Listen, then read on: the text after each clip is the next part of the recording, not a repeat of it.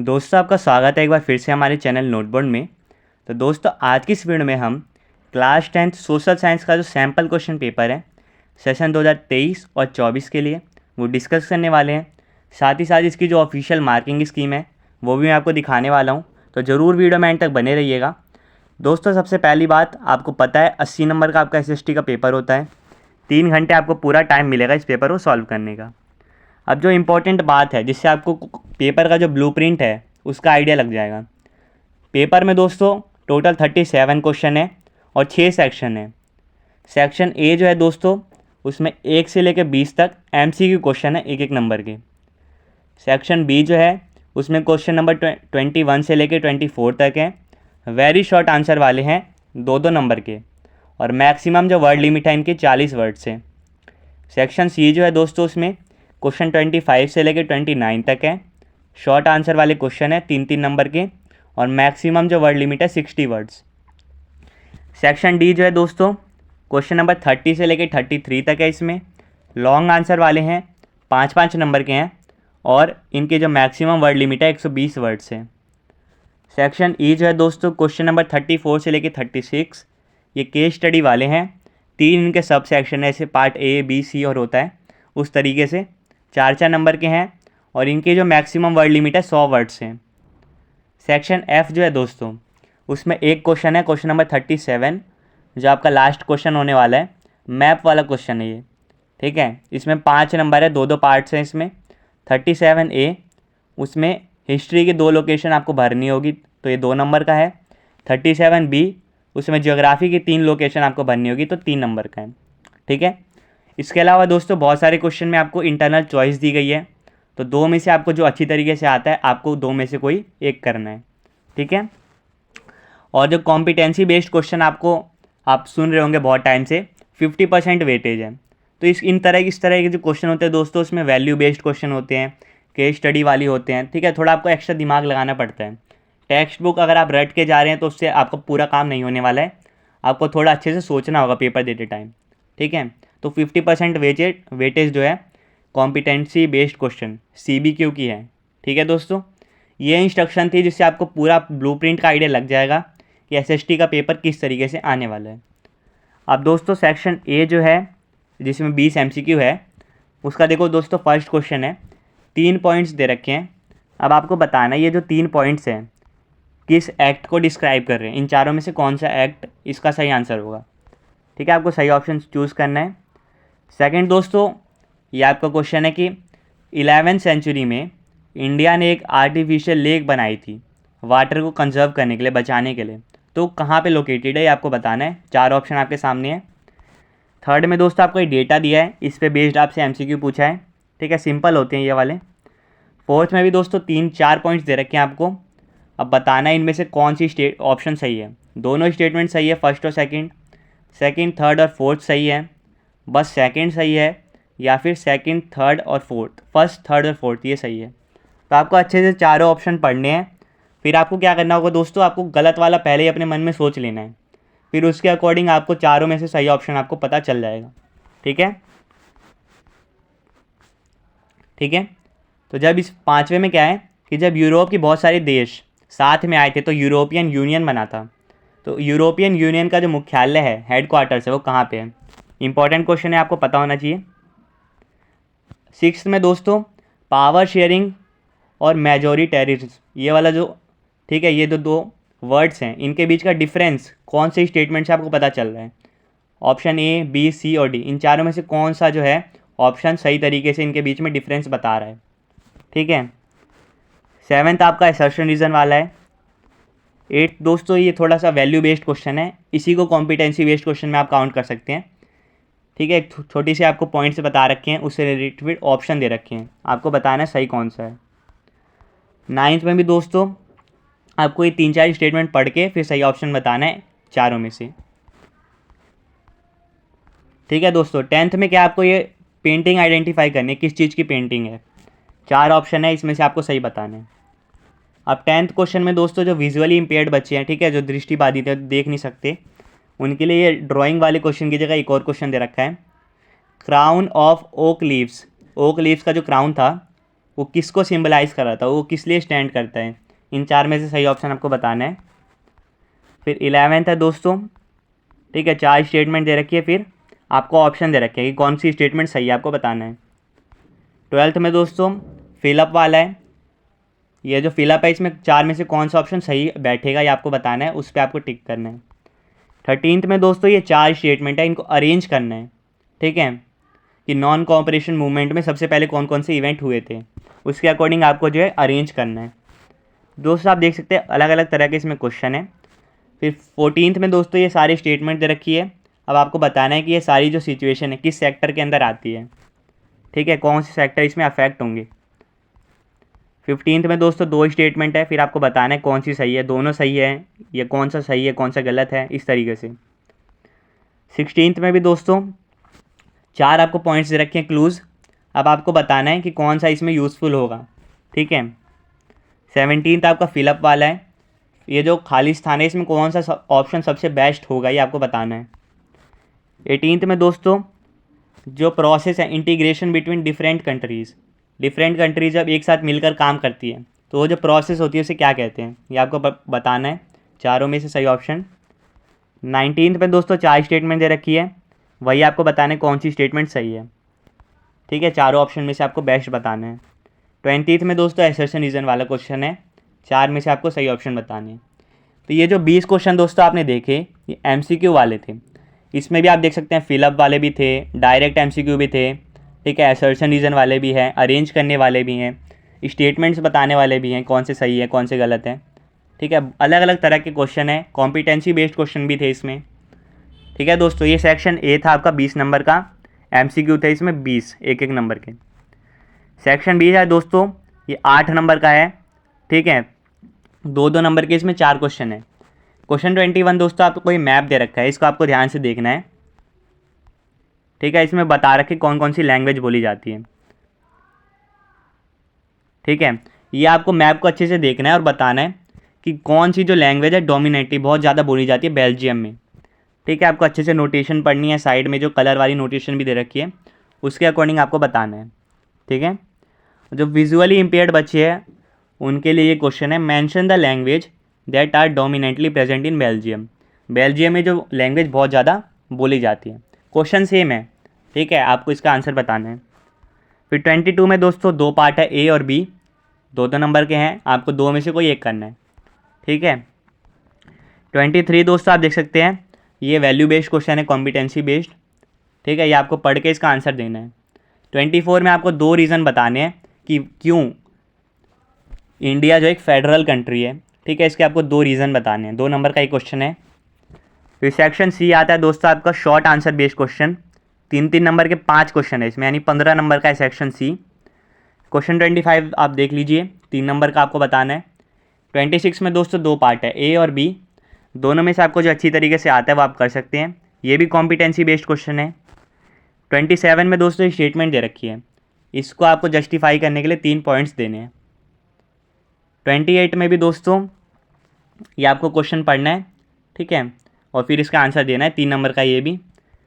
Maximum word limit आपको पता है, 2 नंबर के जो क्वेश्चन थे उनकी 40 वर्ड्स थी और जो 3 नंबर के उनकी 60 वर्ड्स है मैक्सिमम वर्ड लिमिट।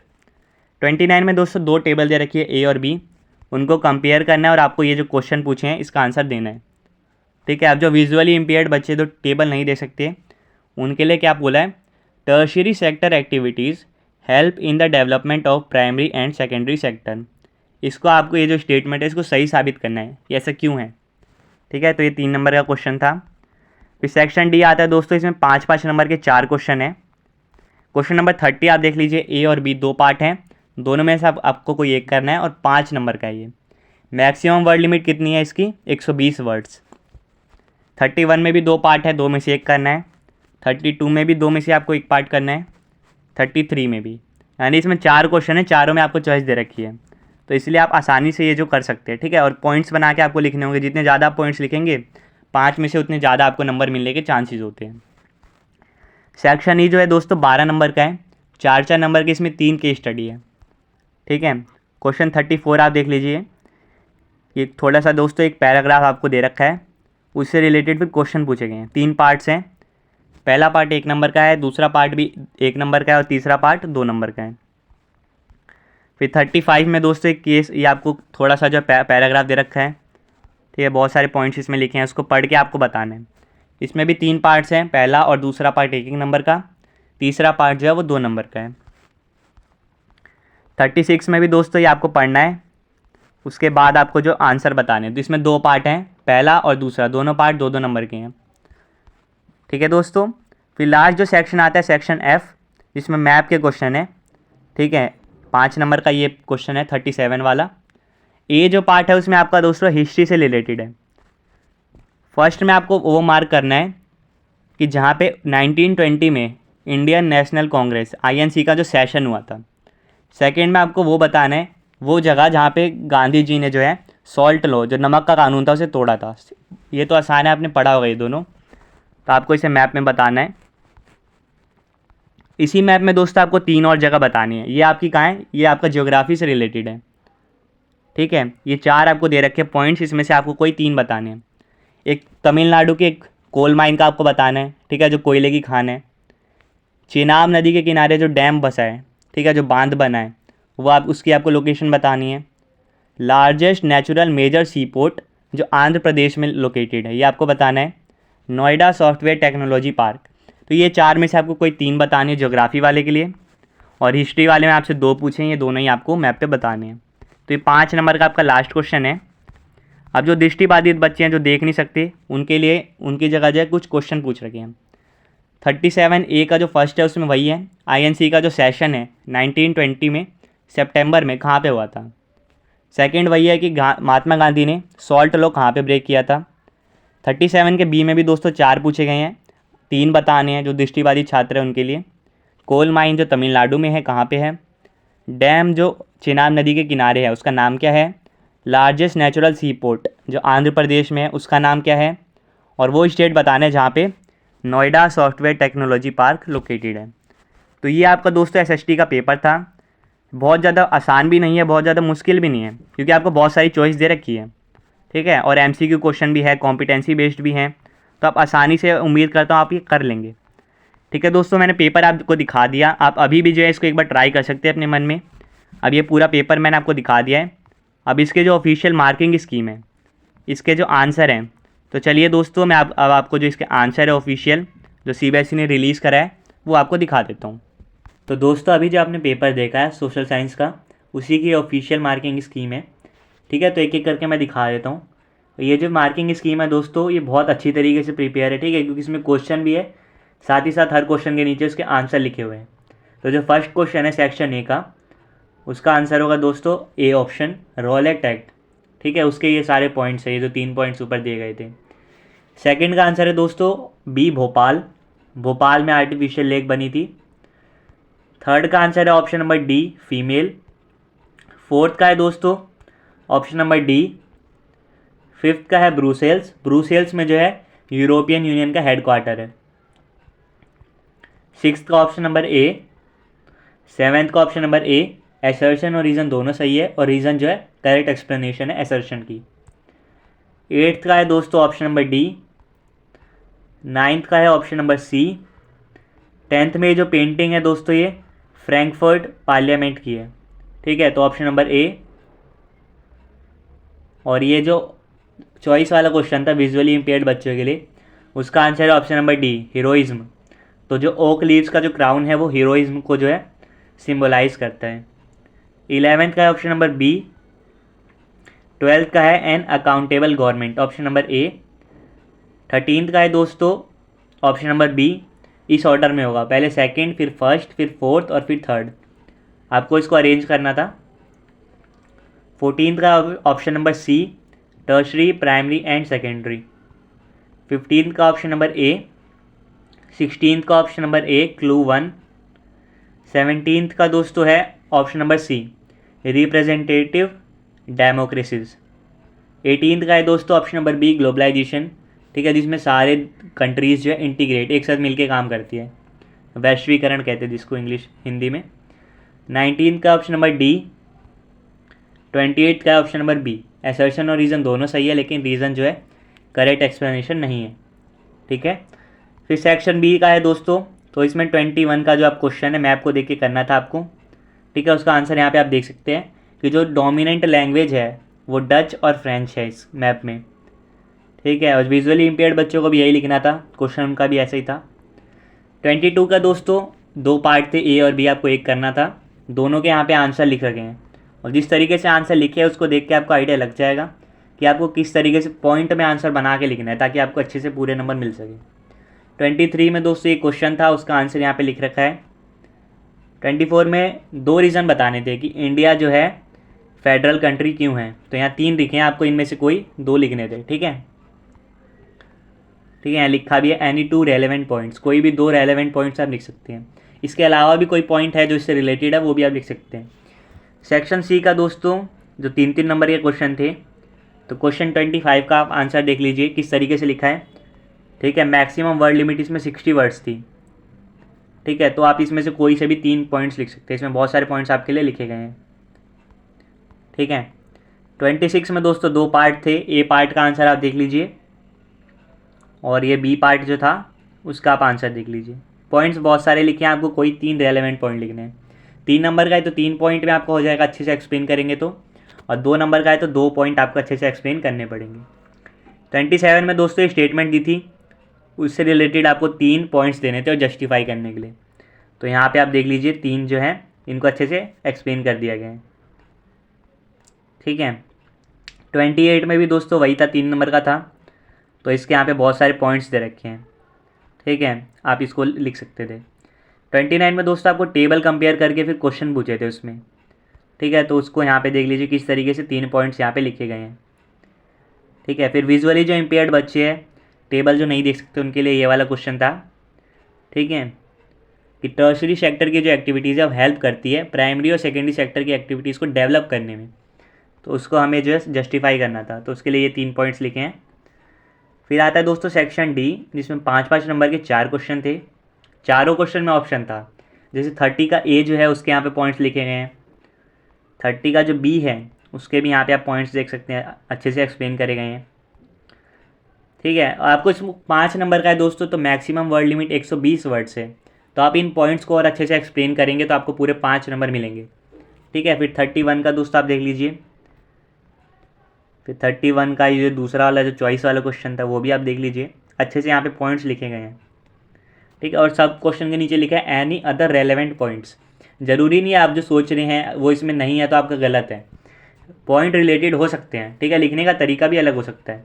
ठीक है, लेकिन जो मेन फोकस होना चाहिए, जो क्वेश्चन में पूछा गया है वही आपके आंसर में पता चलना चाहिए। ठीक है, तब आपको पूरे नंबर मिलेंगे। 32 भी आप देख लीजिए दोस्तों, ये दोनों क्वेश्चन के पॉइंट्स अच्छे से लिख रखे हैं यहाँ पे। ठीक है, 33 वाला देख लीजिए। ठीक है, 33 में भी चॉइस थी, याद देख लीजिए। फिर आता है सेक्शन ई जो केस स्टडी वाला था, तो केस स्टडी आप देख लीजिए, उसके बाद हर क्वेश्चन के नीचे उसका आंसर लिखा हुआ है। फर्स्ट वाला 1 नंबर का था, सेकंड वाला 1 नंबर का था, और थर्ड वाला 2 नंबर का था। ठीक है, अच्छे से आंसर लिखे गए हैं, आप इससे प्रैक्टिस कर सकते हैं अपनी। फिर अगला जो है दोस्तों इसमें भी ऐसे ही था, फर्स्ट वाला 1 नंबर का, यहाँ गलत हो गया थोड़ा सा, सेकंड वाला भी 1 नंबर का है और थर्ड वाला भी 2 नंबर का है। ठीक है, ये आपका क्वेश्चन था, आप यहाँ देख सकते हैं।